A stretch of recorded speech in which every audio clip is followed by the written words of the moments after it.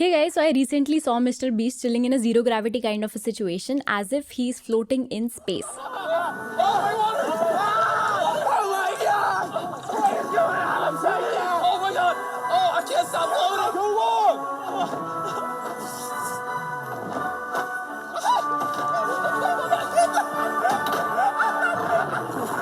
Oh, that was awesome! So, was he really in space?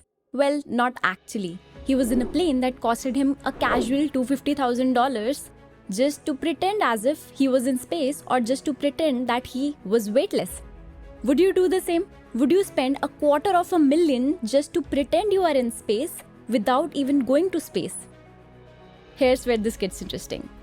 Because today we are talking about something we could only imagine of: space tourism, which means that you and me and maybe your pet hamster, maybe not now but maybe someday, would be planning a trip to the space.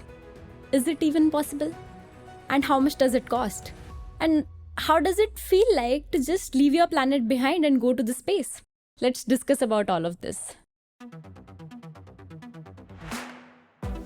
We're gonna go to the moon. We're gonna have a base on the moon. We're gonna send people to Mars, and make life multiplanetary. Space tourism sounds like a science fiction, right? Like something you'd see in a Star Wars movie, but instead of Jedi, it is Karen from HR booking a ticket for Earth's orbit. Well, believe it or not, it's not a sci-fi anymore, and we are actually taking off. Literally. Companies like Virgin Galactic, Blue Origin, and SpaceX are actually sending people to space. I mean, super rich, of course. But hold on, how much does it cost?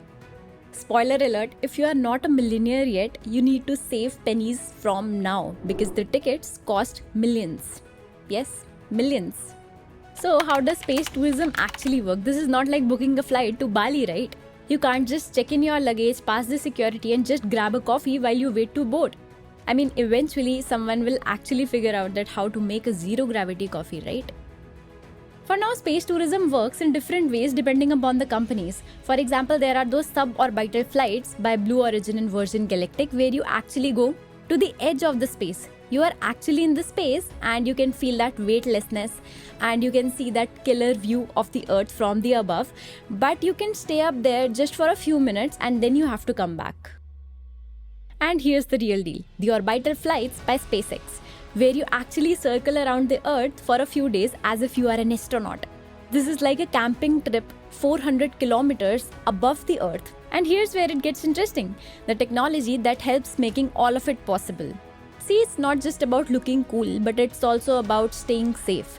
There are life support systems that helps creating breathable air, and then there are launch abort systems that helps to keep you safe when something wrong happens. And also there are tons of safety features. Also, re-entering the Earth's atmosphere is no joke. This is like diving into a wall of fire because of that intense friction. Spacecrafts have those heat shields which actually protect them when they re-enter. These heat shields are made up of highly ablative materials that absorb and dissipate heat such that the people don't end up being a toast. SpaceX Crew Dragon capsule, for example, uses a material known as Pika X that can withstand a temperature of about 1650 degrees Celsius.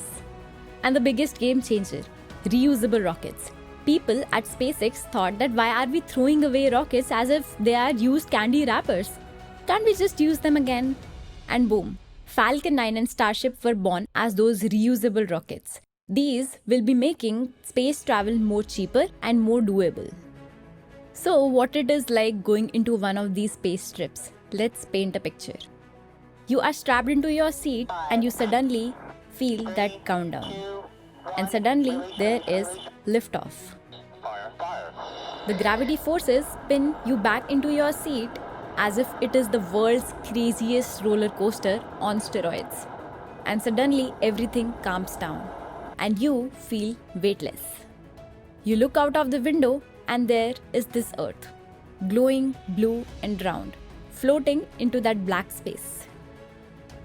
By the way, this is known as an overview effect, where astronauts describe it as life-changing as of looking at your planet and thinking that how small and precious it is. Imagine looking at your planet from above and thinking that this is the place where everyone you have ever known and heard of has lived. But let me tell you something crazier: space hotels. companies like Orbital Assembly and Axiom Space are actually creating luxury hotels in the space.